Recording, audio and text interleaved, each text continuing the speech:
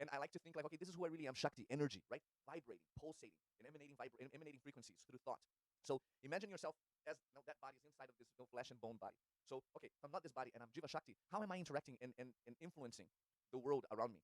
Through thought and emotion, through frequency and vibration. So if I'm thinking about, again, giving an example of the job, right? If I'm thinking about whatever I'm thinking about, it's important to think about in a way that doesn't push against it.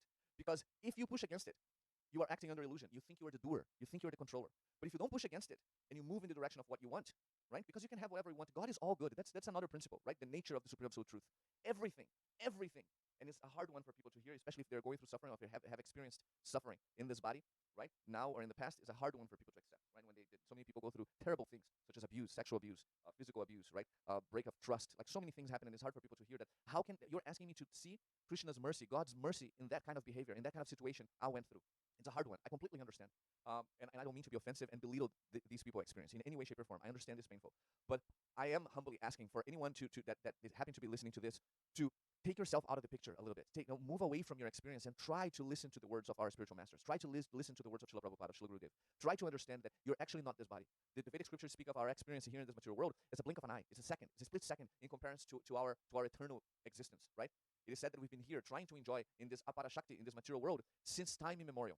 Since time immemorial. It says that it's anadi, like without beginning. And I remember someone asking Guru Govinda Swami Maharaj, like, what does that mean that it says it's without beginning, right? It says no, there's no beginning. And he said there's no beginning, meaning has been so long that you cannot trace the time when you start, when you're attract, when you're in marginal position and you're attract to this lower energy, to this lower potency. That means anadi, without beginning, meaning since time immemorial, meaning it's so long you cannot track. So now imagine you, myself here, where we are right now in this body, experiencing all those things and acting strongly under illusion, thinking we are this body, holding on to the sufferings, to the pains and injustices that we have suffered in this body. If we cannot step back, listen to the words of acharyas, listen to what the Vedic scriptures or the scriptures are presenting, it's very hard to move on from where we are. But if we are able to step back a little bit, it's like, okay, I'm not this body. All these horrible things happen to me, but I'm going to try to put my faith in their words, and I'm going to step back a little bit. I will see myself as that being, right? That spirit soul, that jiva shakti, right? That personality that is beyond this physical manifestation, beyond this material body. And if you step back, you will see that you can slow down the momentum of whatever you are experiencing right now in your life. You will see that you can develop a practice, and that's why sadhana is so important. Sadhana, practice, right? I love that they say sadhana bhakti, the practice of devotion, because it's required, it's necessary. We have to practice. Everything is practice. Everything is practice. Everything is attention. We put our attention and we move towards that. So people say, sometimes people say, I remember even before, I've been a vegetarian for a few years now. Before I was the one that I remember, I would say, I don't think I can be a vegetarian, because I grew up in Brazil eating meat, and it was just a practice thing. Once I made a decision and I start practicing it, right? Cutting things meat out of my diet, momentum starts speaking up. So from a mentality that, oh, I don't think I can live without meat. From that, because I start practicing, opening my mind a little bit, and I start practicing and moving in the direction of what I wanted, right? Now the momentum is so strong that I cannot imagine myself eating meat for enjoyment or for whatever reason, curiosity. It literally makes me sick of my stomach. I have an experience just in my mind, right? We went to Brazil a few years ago with my wife and my daughter, visit my family, and meat was all over the place. It's part of the culture, right? And we don't judge. I understand. I love my family. It's the life that they live. They're actually very pious. They're Christian, pious Christians, right? There's an aspect of bhakti, of devotion in their life, and I appreciate that very much. But they eat meat, and my wife and I, my kids, and they understand that we don't, and they try to accommodate for us, but they're living their lives. Even this smell, it creates discomfort. And again, I'm just saying these things not to judge anyone, just to share my experience and give examples of what I mean regarding momentum. So if you, regardless of what's happening right now in your life, if you step back a little bit and you start listening, base your thought, your attention on what our Vaishnava acharyas, what the scriptures are presenting, you will find that you can slow that momentum down.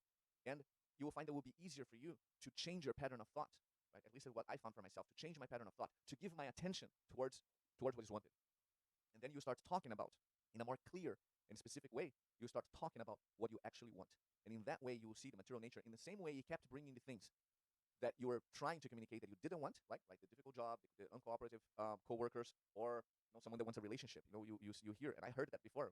Sometimes guys saying or women saying, it's like, I don't know why I always attract these kind of guys, right? It's like, see, the evidence is in what you're saying. It's because that has your focus, right? What kind of guy do you want? Usually you would say, I actually had this conversation with someone in Orlando once.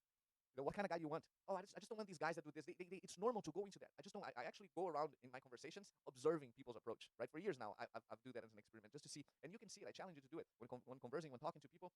If they are communicating something that is not pleasant to them, that they're experiencing, ask them, what do you want? And you'll see, for the most part, they will push against whatever they're experiencing in the moment. I just don't want these guys to do this and this and that. It's like, okay, no, I understand that though, but what do you want?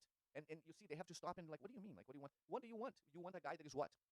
And it's difficult for them to even communicate, speak of what it is. Why? Because there's no momentum of thought. There's no practice in thinking that kind of way. And Why is this an important conversation? Because again, we're so free that we choose bondage. We're free to think. We're free to give our attention to whatever we choose to. We're free. We're free. We're free. We're free. And as within that freedom, as we choose to give our attention towards not wanted, towards what is not wanted, especially in the mood of control, we're breaking natural law. We're seeing ourselves as the doers of activity, trying to influence others and control others to move in a way that we think will be beneficial, not only for them, but mainly for us, right? We think people are infringing in our liberties. So I have to push against and do something about it. Instead of actually putting faith in transcendence, knowing that Kṛṣṇa is the only doer. The only doer. The jiva does not have that potency, does not have that shakti. We think ourselves as the doer, but actually material nature is just carrying out the activity. But it's carrying out the activity based on what? Based on our thoughts, based on our desires. Kṛṣṇa arranges everything. This material nature is arranged to reciprocate with whatever you want, as you wish, more, as you wish, more. But wish means what? Wish, desire, thought means attention. Attention. That's why it's important to give our attention towards what is wanted.